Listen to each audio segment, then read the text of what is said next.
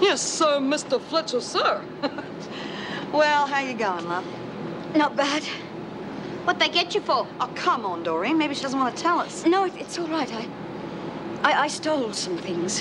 What sort of things? Doreen, will you knock it off, please? Listen, love, we're not trying to be noisy or anything. We're just trying to be friendly. Jude's a pretty good sort of friend to have, too, Alison. Oh. Well, you got family on the outside? Yes, a boy and a girl. Oh, that's great. How old are they? Christopher is 15 and Susan is 10. Geez, are they the ones who helped you pinch the stuff? Well, of course not. They're not like you. What do you bloody mean? Look, you're no better than the rest of us, just in case you think you are. All right, calm down, will you?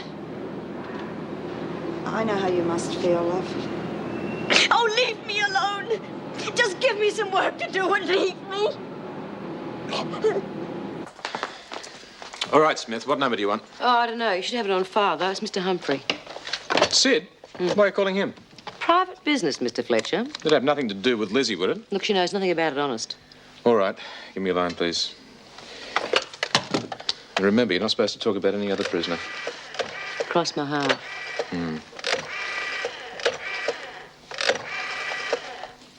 There, it's ringing. Tough.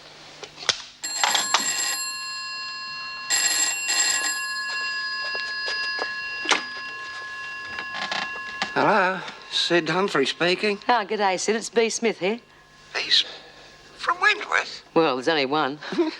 Well, this is a lovely surprise. How are you? I'm fine. Yeah, and Doreen, Judy, Elizabeth? Oh, they're all okay, except the last one, whose name I'm not allowed to mention on account of it's against the regulations. Elizabeth? Well, what's wrong with her? Well, look, I don't know. I thought you might be able to tell us that. She'd been a bit down in the mouth ever since she last saw you. You two didn't have a blue, did you? No, B, not at all. Oh, wait a minute. Yeah, I think I know what's troubling her. Listen, do you think I could get in to see her if I come round straight away?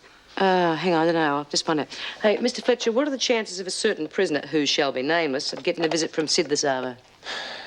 Is it urgent? Life or death? All right. Okay, Sid, get your skates on. It's all arranged.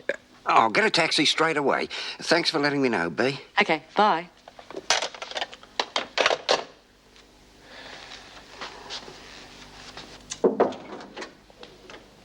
Right, it's only me.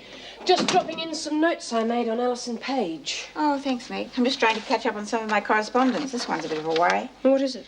Well, it's from Colin Lester, president of the local Ibis Club. Ibis Club? Is that like Rotary? Yes. They're a community service group, and they want me to be a guest speaker at their next dinner. I haven't got a clue what I could talk about. Well, what do they do exactly?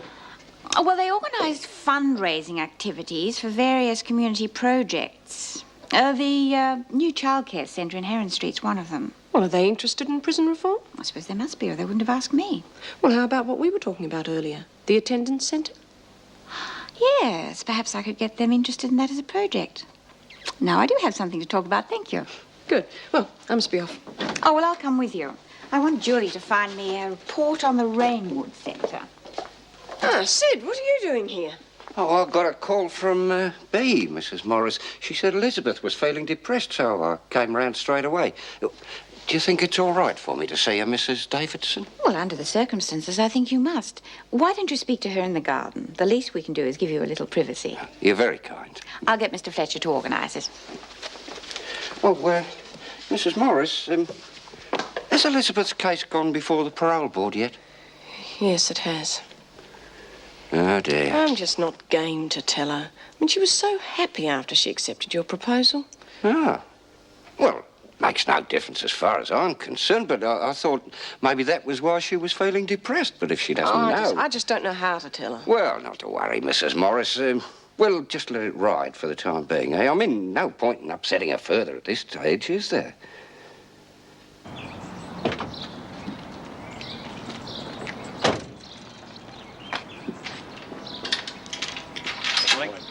G'day, Inspector. Come to see Kathy Hall again, have you? Yes, Mr. Harrison. Thought I'd take a personal interest in the case, so to speak. All right. I'll arrange for someone to go and get her for you.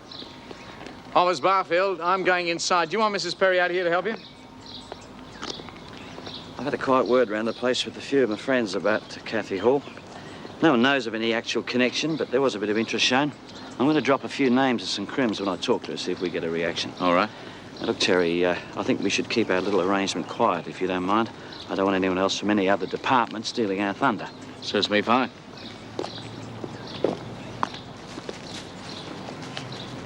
And he hadn't been gone 10 seconds when suddenly, whammo, somebody grabbed me by the hair and smashed my head into the bars. But don't they know who did it? Haven't got a clue. Paul, Inspector Grace is here to see you. Here we go again. Don't worry, we'll make sure you see him this time. That's what I'm afraid of. Come on, Lizzie. You've got a visitor. Who? Sid Humphrey. The governor's arranged a special visit in the garden. Oh, God. I wish I'd known he was coming. Go on, Lizzie. Your hair looks fine. Yeah, go on. Don't keep him waiting. Well, I'm just covered in detergent. Will you get going?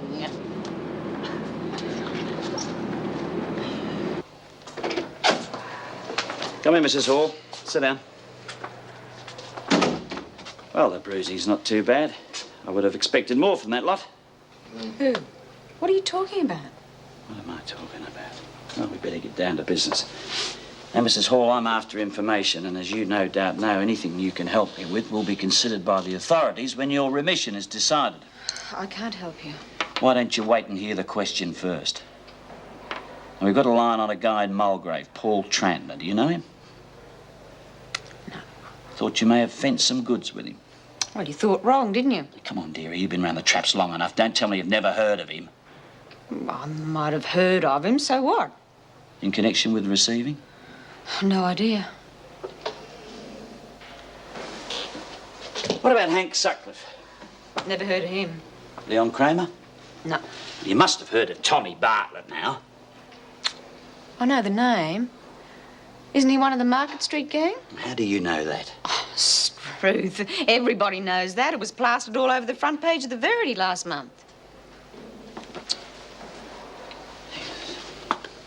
Look, Kathy, it's in your interest to tell Inspector Gray exactly what you know. I am. I don't know anything. We're not getting very far, are we?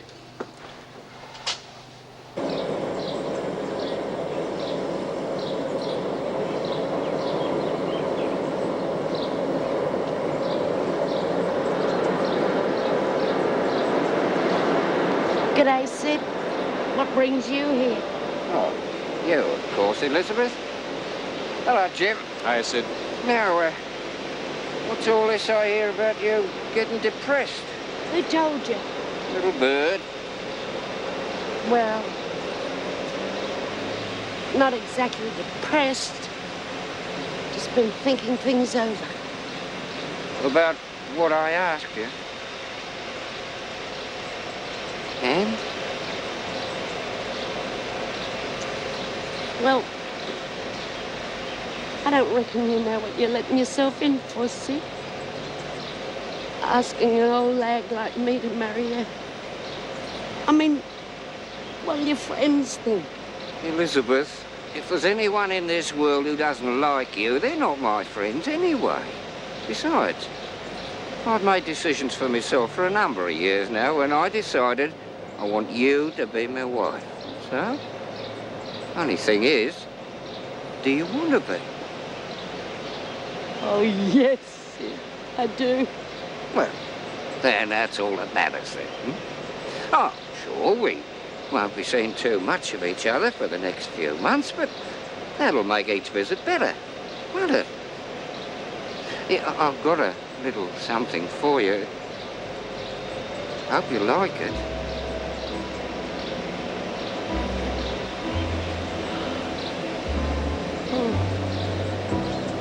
The diamonds from my wife's engagement ring. But I had it reset for you. Oh, Sid, that's beautiful.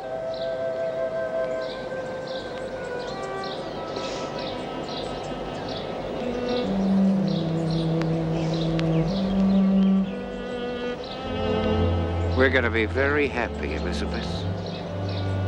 You bet.